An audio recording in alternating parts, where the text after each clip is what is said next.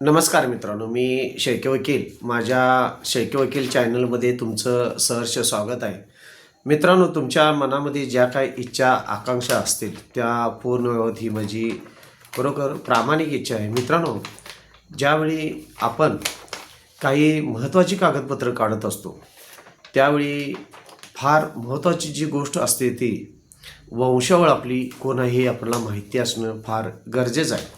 काय अशा अडीअडचणी निर्माण होतात की त्यात वंशावळ देणं फार गरजेचं असतं. मग आपल्याला आपली वंशावळ फक्त वडील, आजा, आजोबा किंवा खापरपंजोबा इथं जर आपल्याला माहिती असते आणि त्यानंतर मग आपल्याला ताळमेळ लागत नाही. आजच्या व्हिडिओमध्ये आपण वंशावळ म्हणजे काय आणि वंशावळ आपल्याला समजून येण्यासाठी जी कागदपत्रं असतात, कोणत्या कागदपत्रावरून वंशावळ आपल्याला समजून येईल आणि कोणकोणती कागदपत्रं काढावी लागतात वंशासाठी, हे आजच्या व्हिडिओमध्ये आपण पाहणार आहोत. मित्रांनो, वंशावळ म्हणजे ज्यावेळी तुम्ही तुमचे वडील कोण, वडिलांचे वडील कोण, त्यांचे वडील कोण, वडिलांचे वडील कोण, अशा पद्धतीनं मग आजोबा, आजोबांचे वडील कोण, मग आजोबांचे आजोबा कोण, ही जी वंशावळ आहे, अनेक पिढ्यांची वंशावळ आपल्याला का माहिती पाहिजे. आता मित्रांनो, आपण समाजामध्ये आपलं ज्यावेळी जात प्रमाणपत्र काढत असतो काही कामानिमित्तानं, शासकीय कार्यालयामध्ये एखादं जर काही काम असेल तिथं जर तुमची वंशावळ पाहिजे असेल तर त्यावेळी अडचण येत असते. कोर्ट कचेरीच्या कामामध्ये जर जमीन वाटपांचा दावा असतील तर त्यामध्ये वंशावळ फार महत्त्वाची असते. मुलांना जर शाळेमध्ये तुम्ही कुठं घालत असाल आणि जर त्यांना जर आपली फी सवलतीची जर काही सुविधा असेल, अशावेळी तुम्ही तुमची जात प्रमाणपत्रक असेल किंवा तुम्ही कोणत्या कॅटेगरीमधलं असेल तर त्याच्यावर फी सवलतसुद्धा तुमच्या मुलांना मिळू शकते. किंवा बाहेरच्या देशामध्ये जात असेल तर तुम्हाला स्कॉलरशिपसुद्धा ह्या वंशावळीमुळे, म्हणजे तुम्ही कोणत्या जातीचा आहे आणि त्यामध्ये कोणकोणत्या जातीचा समावेश केला ह्याची वंशावळीमध्ये तुम्हाला माहिती मिळत असते.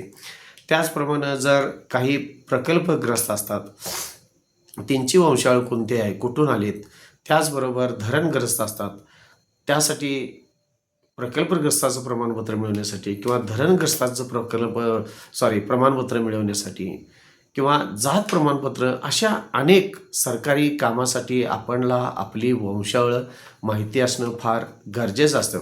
आता ही कागदपत्र तुमच्याकडं काढण्यासाठी जर तुमच्याकडं वंशावळ जरच नसेल तर आपण फार अडचणी देऊ शकतो. आपल्या मुलांचं शिक्षण थांबू शकतं किंवा आपल्याला येणाऱ्या सुविधा थांबू शकतात किंवा कोर्टामध्ये द्याव्यास प्रॉब्लेम येऊ शकतो. अनेक अडचणींना आपल्याला वंशावळ माहीत नसल्यामुळं तोंड द्यावं लागत असतं. त्याप्रमाणे मित्रांनो, माझं तरी स्पष्ट मत आहे, तुमच्याकडे एक वही पाहिजे किंवा एक फोटो तुम्ही फ्रेममध्ये करून लावला पाहिजे. तुमच्या अनेक पिढ्यांची वंशावळ तुमच्याकडं असणं फार गरजेचं आहे.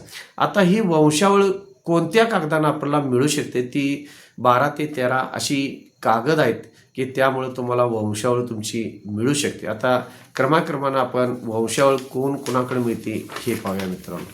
पहिला महत्त्वाचा जी गोष्ट तुम्ही केली पाहिजे ते जे आपल्या गावामध्ये पूर्वंपार खेडेगावात तुम्ही राहत असाल तर हेळवी जे आपल्याकडे येत असतात त्या हेळव्यांच्याकडं तुमची अनेक वर्षाची जवळजवळ 1000 सालापासून, म्हणजे हजार सालांची वंशावळ त्यांच्याकडं मिळत असते. आणि त्याचबरोबर तुमची 1000 सालापूर्वी जे तुमचे आजोबा पंजोबा खापरपंजोबा जे 1000 सालापूर्वी तुमचे जे वंशज होते ते सुरुवातीला कुठं राहत होते, त्यानंतर त्यांनी स्थलांतर का केलं, कशासाठी केलं, तुमचा व्यवसाय सुरुवातीला त्यांचा काय होता, असं प्रत्येक पिढीतील त्यांच्याकडं नोंदी, वंशाच्या नोंदी असतात, व्यवसायाच्या नोंदी असतात आणि तुम्ही स्थलांतर का केलं ह्याच्यासुद्धा त्या हेळव्यांच्याकडं नोंदी असतात. आणि यांच्याकडं तुमच्यापर्यंत पूर्णपणे ह्या नोंदी घातले गेलेल्या असतात. ह्यांच्याकडं कागद जे तुमच्या वडील असतील किंवा आजोबा असतील त्यांना जर विचारलं असा किंवा तुमच्या हयातीमध्ये जे येतात हेळवी ते फार महत्त्वाचे असतात. आणि त्यांच्याकडं मित्रांनो तुम्ही जी वंशावळ मिळाली तर ती तुम्ही नोंद करून ठेवणं फार गरजेचं आहे. आणि तुम्हाला त्यावरून कळून येणार की तुमचे आजोबा कुठे होते, पंजोबा कुठे होते, त्यांचे आजोबा पंजोबा कुठे होते, ह्याच्यावरून संपूर्ण तुम्हाला डिटेल माहिती मिळू शकते. हा झाला पहिला महत्त्वाचा मुद्दा. त्यानंतर दुसरा फार महत्त्वाचा मुद्दा आहे फेरफार उतार, जे फेरफार उतार तुमच्याकडे 7-12 नोंद करत असता, त्या 7-12वरती फेरफार आणि डायरी उतार असतात.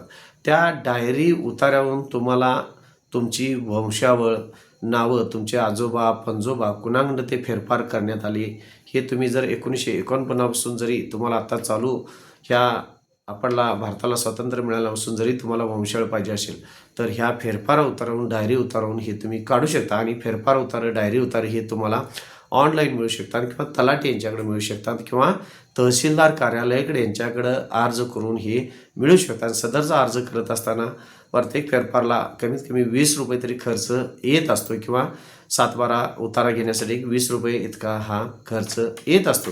त्यानंतर तिसरा महत्त्वाचा मुद्दा मित्रांनो आहे की तुम्ही 7-12 जे उतार आहेत, त्या 7-12 उतारे जर तुम्ही 1949 पासून जर काढले असाल, तर त्या उतार्यावर सुद्धा तुमची भोगवटादार कोण आहेत, नावं कोण आहेत, ही संपूर्ण तुम्हाला माहिती मिळत असते. त्यानंतरचा मुद्दा, महत्त्वाचा मुद्दा आहे मित्रांनो, जे काय कडई पत्रक असतं, आपलं 7-12 पत्रक असतं तसंच त्या पद्धतीनं कडई पत्रक असतं. आणि त्या कडई पत्रकामध्ये तुमच्या पूर्वजांचा व्यवसाय काय आहे आणि त्यांचं भोगवटा कोण करत होते, शेती कोण करत होते, याची इत्थंभूत माहिती ही तुम्हाला तहसीलदार कार्यालयाकडून, भूमी अभिलेख कार्यालयाकडून, शासकीय कार्यालयातून हे अतिशय चांगल्या पद्धतीनं तुम्हाला कडई पत्रकातून सुद्धा मिळू शकत असते. त्यानंतर महत्त्वाचा मुद्दा आहे पेशवे दप्तर. जे पेशवाई होती त्यावेळेस जी दप्तरे, पेशवे दप्तर होती, त्यामध्ये तुम्हाला तुमच्या पूर्वजांचा व्यवसाय काय होता, त्यानंतर ते स्थलांतर कसे झालेत, कुठे झालेत, कशासाठी झालेत, ह्याची संपूर्ण माहिती ही पेशवे दप्तरावरून तुम्हाला मिळू शकत असते. सदरची दप्तरे ही कार्यालयामध्ये मिळू शकतात. त्याच नंतर पुढचा मुद्दा आहे टिप्पण बुक नोंदवही.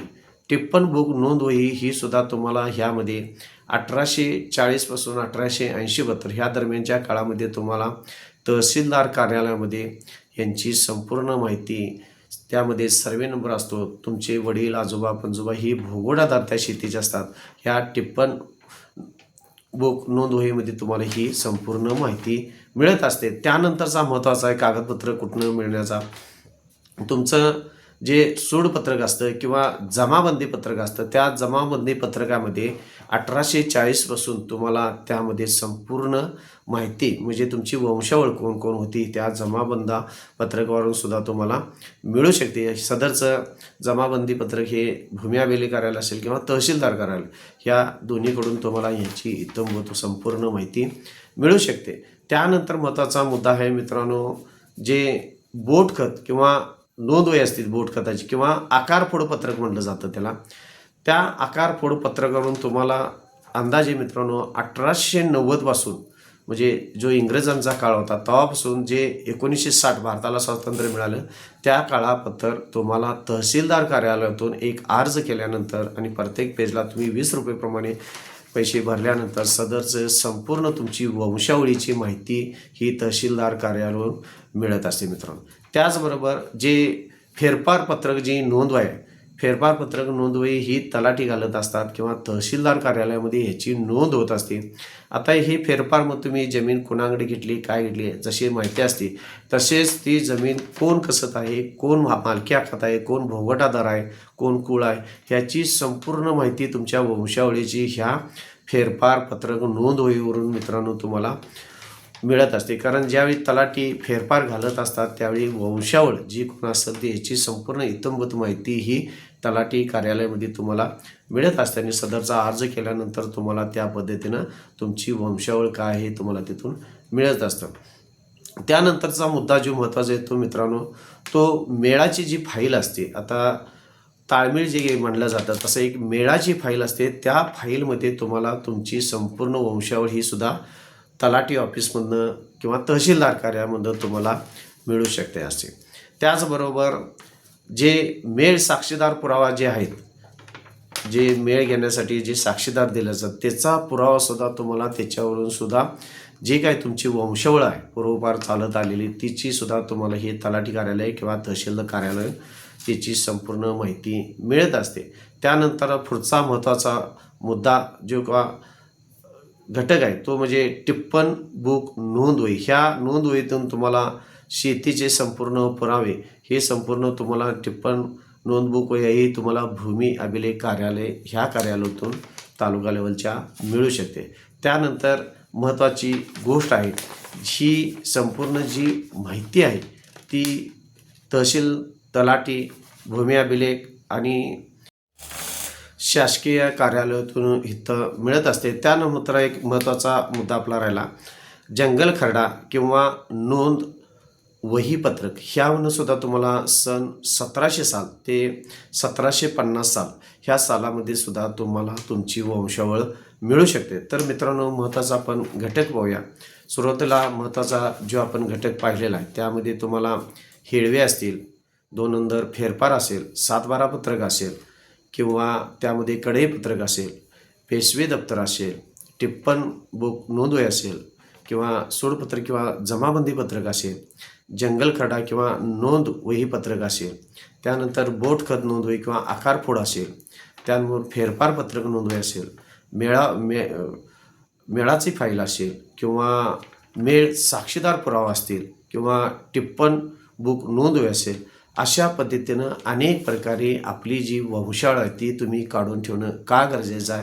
तुम्हाला भविष्य काळामध्ये ज्यावेळी तुमची मुलं शिक्षणाला असतील त्यावेळी तुम्हाला तुमची वंशावळ, वंशावळ की जात कोणती आहे, वंशावळ कुठली आहे, तुम्ही कुठून कुठे आला आणि त्याचबरोबर तुम्हाला जात प्रमाणपत्र काढायचं असेल, कोर्ट कचेरीची काही कामं असतील, शासकीय कामं असतील, मुलांच्या शाळेसाठी काय वंशावळीची गरज असेल, प्रकल्पग्रस्त असतील, धनग्रस्त असतील किंवा जातीचं प्रमाण, अशा अनेक कारणासाठी ही वंशावळ आपल्याला उपयोग पडत असते. आणि ज्यावेळी तुमच्याकडे वंशावळ मिळते त्यासाठी एक छोटासा फ्रेम करा आणि घराच्या कोणत्या तरी मग ते अडगळीच खोल्या असू दे त्यामध्ये ती लावून ठेवा. म्हणजे ज्यावेळी तुम्हाला भविष्यकाळामध्ये तुम्हाला नसेल तर तुमच्या मुलांना, नातवांना ह्यांना ती वंशावळ उपयोग पडेल. अशा पद्धतीनं वंशावळीची जपणूक करून ठेवणं फार गरजेचं आहे. ज्यावेळी आपल्याकडे शेती असते, कोर्ट कचेरी असते, मालमत्ता असते आणि काही वाद निर्माण होत असतात घरगुती, त्यामुळं अशी वंशावळ ही असणं आपल्याकडं फार महत्त्वाचं असतं. आपण आजच्या व्हिडिओमध्ये मित्रांनो वंशावळ म्हणजे काय आणि वंशावळ काढण्याची कागदपत्रं कुठून काढली जातात ह्याची संपूर्ण आपण आजच्या व्हिडिओमध्ये माहिती पाहिलेली आहे. मित्रांनो, जर माझ्या चॅनलला सबस्क्राईब केलं नसेल तर माझी विनंती आहे, चॅनलला माझ्या सबस्क्राईब करा, लाईक करा आणि ज्याला वंशावळ कुठून काढायची माहिती नसेल त्यांना हा सदरचा व्हिडिओ शेअर करा. आणि असंच माझ्या चॅनलवर आपलं जे प्रेम आहे ते प्रेम सातत्यानं राहून दे. आणि जर काय तुम्हाला कायद्याविषयी कोणतीही शंका असेल तर मला 5 ते संध्याकाळी 8च्या दरम्यान फोन करा. तुमच्या शंका जर तुम्हाला सांगायच्या असतील तर मी कमेंटमध्ये सुद्धा तुम्ही तुमच्या शंका सांगू शकता मित्रांनो. धन्यवाद.